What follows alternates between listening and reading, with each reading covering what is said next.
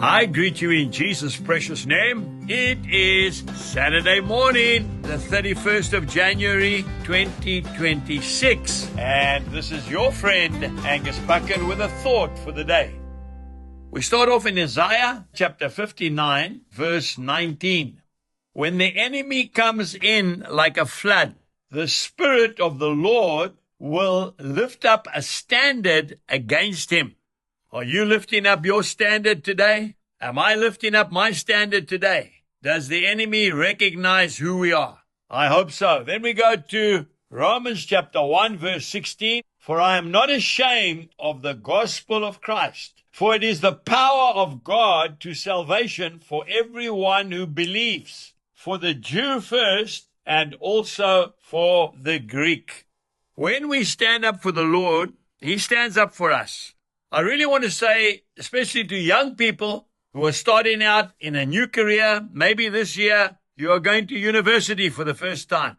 Maybe you're starting an apprenticeship in a company. Maybe you have just become a professional sportsman or woman.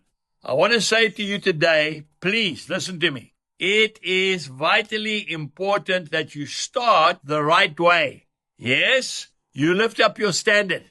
If you look at the book of Numbers, when the children of Israel were all traveling to the promised land, they traveled in their different clans.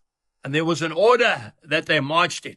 We are Christians. We need to make sure that people know who we are. We must not be ashamed of the gospel.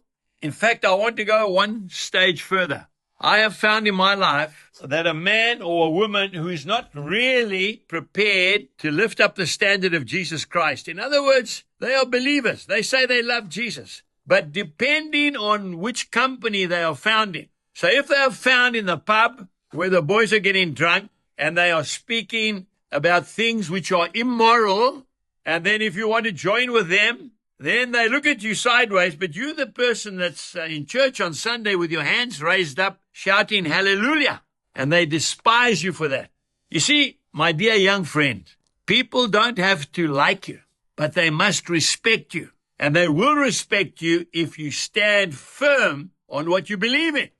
I'm not saying you must point fingers. I'm not saying you must judge or criticize. I mean, who are we to criticize any man? But our standard must be clear.